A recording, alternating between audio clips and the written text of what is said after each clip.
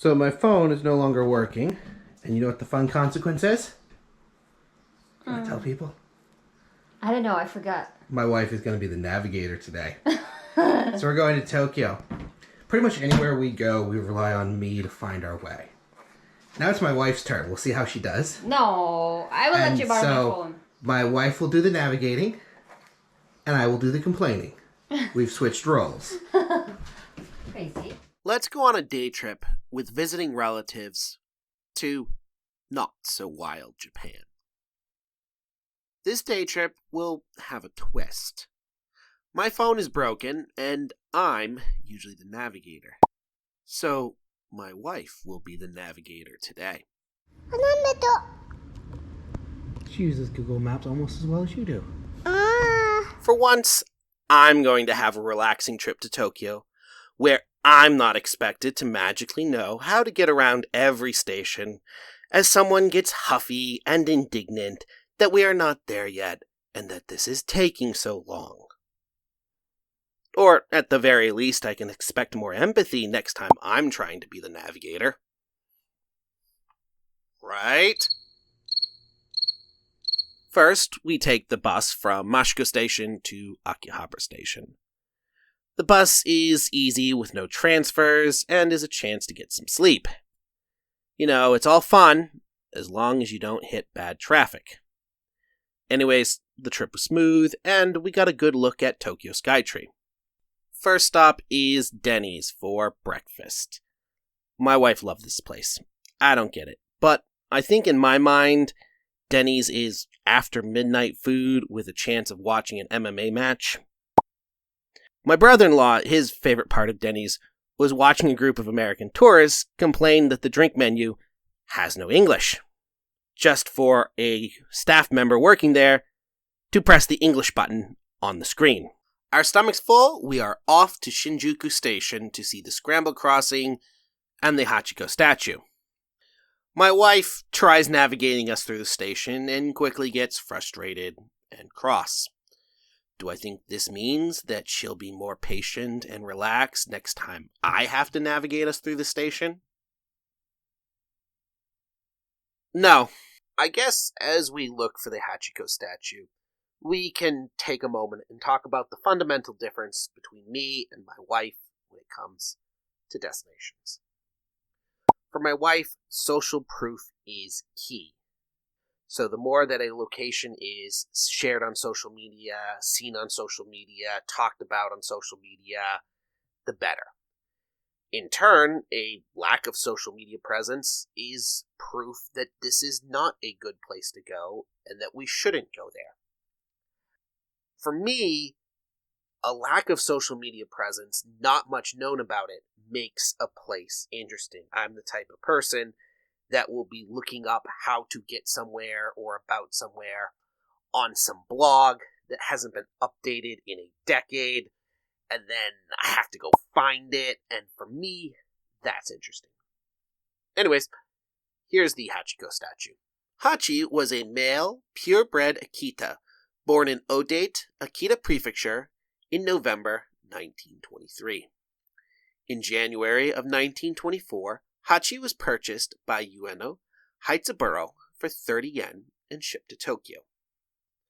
Hachi quickly settled into his new home, living with Ueno and Ueno's partner, Sakano Yako. Ueno was a professor at the Tokyo Imperial University, now called the University of Tokyo. He was a professor of agricultural science. He would commute from home by Shibuya Station to the university, and Hachi would meet Ueno when he returned each day. This continued until the 21st of May, 1925. During a lecture, Ueno suffered a cerebral hemorrhage and died. Hachi continued to go to the station waiting for Professor Ueno. He would continue this for the next 9 years, 9 months, and 15 days. One of Ueno's students, Hirokichi Saito, who was an expert on Akita dogs, took an interest in Hachi. Saito published a census of Akita dogs in Japan and found that Hachi was one of only 30 purebred Akitas left. In 1932, Saito published an article that made Hachi a national sensation. Hachi's fame spread throughout Japan and raised the profile of the Akita breed. And that was a very good thing for the breed. Like many Japanese dog breeds, they were close to extinction. On the 8th of March, 1935, Hachiko was found dead near Shibuya Station. He had both terminal cancer and heartworm. Hachiko's pelt was preserved, and a taxidermy mount of Hachiko is preserved in the National Science Museum. Hachiko's ashes were buried next to Professor Ueno. The first statue of Hachiko was erected in 1932 at Odate Station in Akita. In 1934, a statue was erected at Shibuya Station that was melted down and used in the war effort during World War II. It was replaced in 1948. In 2004, a new statue of him was put up at the Akita Dog Museum in Akita Prefecture. And in 2015, a statue of Hachiko and Professor Ueno reuniting was erected at Tokyo University. In 2016, all of Hachiko's family was finally reunited after death. Sakano Ueno's ashes were buried with Ueno's and Hachiko's. Despite her request to be buried with Ueno and Hachiko, she had been buried in a different graveyard by her family. Now we are going through Shibuya Scramble Crossing. This is the world's busiest pedestrian crossing, with as many as 3,000 people crossing at a time. Historically, this area was a bit of a party area, especially at Halloween and other holidays, but they've clamped down on that, trying to make it more family-friendly. I know lots of people complained. I don't think they're missing the party people's money. I think they're getting a lot more tourist money now. So after going through the crossing, we stop, we get a snack, do a little shopping, and then we walk towards Meiji Jinja, Meiji Shrine. As always, we get to Meiji Jinja, and my wife decides that it was absolutely necessary that we not go in, but take the train to Senso-ji Temple. So yes, we are not going to arguably the world's most visited religious site to go to arguably the world's most visited religious site. So the numbers I always see is that 30 million people a year visit Meiji Jinja and 30 million people a year visit Senso-ji. These numbers seem to come from 2012, so I imagine that they are much, much higher now. Senso-ji is Tokyo's oldest established temple. Just as a quick linguistical note, a temple is a Buddhist place of worship, and a shrine is a Shinto place of worship. The story goes back to 628, when two brothers, the Hinokuma brothers, were fishing in the Sumida River. They pulled up in their nets no fish, but they did find a statue. In fact, according to some stories, they threw the statue back and kept pulling up the same statue. Not recognizing it, they brought it to the village chief, who was named Hajino Nakamoto. Hajino Nakamoto recognized that it was a sacred statue and that it was the statue of Kannon, the Bodhisattva of mercy. Haji dedicated his life to Buddhism and converted his home into a temple. In 645, a priest came named Shokai. Shokai built a hall for the Kannon statue. He also had a prophetic dream, and after that, Shokai hid the statue from public view. Now, you have to remember, this was not Tokyo. This was not a city at the time. This was a fishing village on what's now the Sumida River.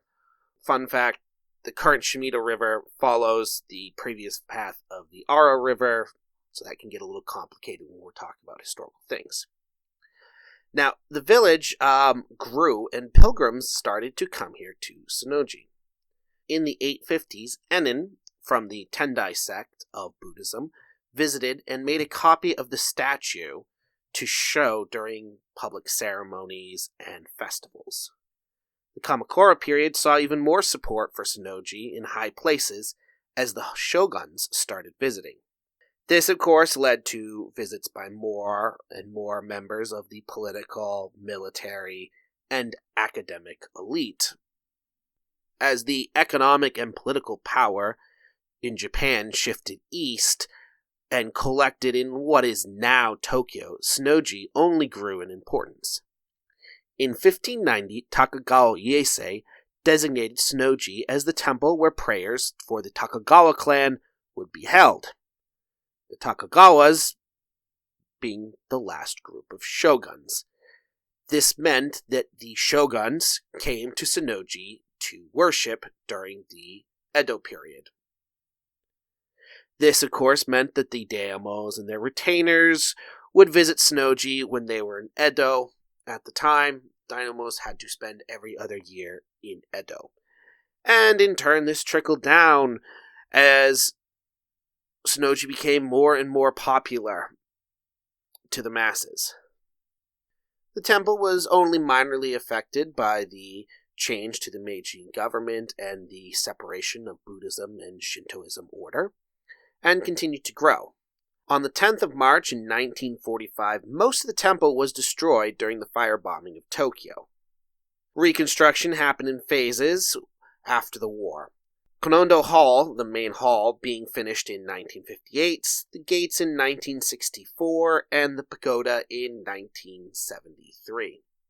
Spanning between the two gates is Nakamase Shopping Street, or Nakamase Dori. This started in the 12th century when local property owners were given permission to set up shops on the approach to the temple. It was reconstructed in brick in 1885. Then it was destroyed, or much of it was destroyed, in 1923 during the earthquake. Reconstruction finished in 1925, and then it had to be rebuilt again after the firebombing in World War II. Now, the entire area around the temple has become filled with shops, restaurants, places to rent outfits, photography places, catering to visitors to the temple. Look, it's the world's most visited religious site. There's going to be lots and lots of comments. After we finished up at sensō-ji, we went back to Akihabara to take another bus home, back to Mashiko. That was a great time for me to sleep. I think I slept the entire way. Anyways, I hope you enjoyed our little tour of the not-so-wild side of Japan. Please like, comment, share, subscribe. Go down to the comments. Tell me what was your favorite part of this adventure.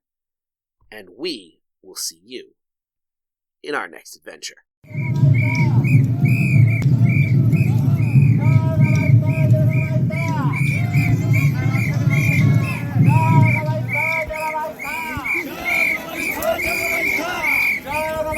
Jaga baita, jaga baita.